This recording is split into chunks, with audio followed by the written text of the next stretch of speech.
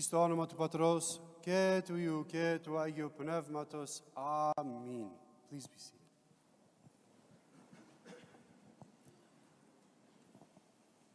Καλημέρα σας. Good morning. The Lord said, "The first will be last, and the last will be first. Those who are mighty have been brought low, and those who have been humbled have been raised." If you want to save your life, you must lose it. And if you want to lose your life, you have to save it. The teachings of our church are sometimes paradoxical. They sometimes make no sense and go opposite to the way that the world teaches. And this concept of power, of strength, being weakness, that in your weakness you are strong, is perhaps one of the most transformative teachings of the church. Now today we heard a lesson, a simple lesson, about Jesus building his team, finding the apostles, finding those courageous men and women who would go and spread the gospel to the entire world. And it's curious that he didn't go to the elite. He didn't go to the colleges. There were no colleges back then. He didn't go to the synagogues. He didn't go to the upper class, to the educated, to the rich and the powerful. He went for the simple fishermen. Those men who toiled day and night on a boat. Now, even in today's standard, fishermen are not a glorious profession. And you can imagine 2,000 years ago, the rigors, the challenges you would face if you had to go on the Sea of Galilee day in and day out to get your food. And so when we really think about what Jesus was looking for, we think of a fisherman. We think of a sailor. We think of someone who is able to be independent. Someone who is able to read the wind, to read the waters, to understand temperature, to understand the seasons. Someone who is in tune with his surroundings.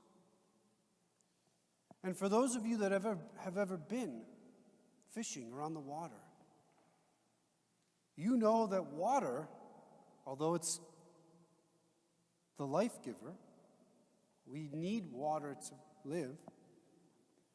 Water can be some of the most dangerous and scary places on the planet.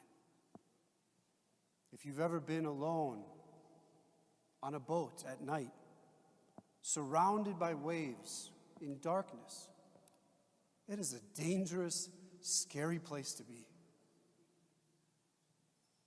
And so imagine finding people looking for men who have, first of all, courage, who are willing to go out into the water, people who are resourceful. Your sail breaks, your rope snaps, you lose your way. If you're not careful, you will die. And third of all, people who can depend on one another. That a ship can only function if the captain and the first mate and the second mate and all the deckhands are working in unison.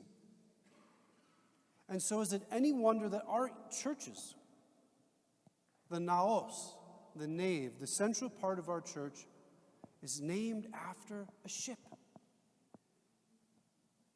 And so that each one of us is on that ship. Every one of us is toiling and working and doing the best that we can do to sail that ship to the promised land. And so when we think of what makes us strong, or if we only see our own weakness, if we're covered in insecurity and scared and sad and alone and don't feel quite up to par, then the message today is, in your weakness, you're made strong. It is the simple things of life that provide the most fulfillment. The simple things. Like Jesus choosing the simple men and women to build the greatest faith on the planet. And so what I would say is, in your day, in your week, those tiny little things, those seemingly insignificant moments throughout the day that might not be of any importance, I would say, if you can find peace, clarity, love, joy in those moments, then all the big things will take care of themselves. All of the grand things we're supposed to achieve in life, the happiness we're supposed to find, if we find them in a sunrise, in a sunset, in a cup of coffee, in dinner with our family, those simple, little, seemingly insignificant moments in our life, then when we do actually reach or achieve something wondrous, something that we've always been waiting for, then we will already be in that mode, in that moment of thankfulness and love and prosperity. And so let us embrace whatever weakness we think we might have. Let us look at our own simple lives, the simple things that we do, and find peace there. And Jesus said, the last will be first. And so let us be last. Let us lower ourselves and serve one another in love and faith. Amen.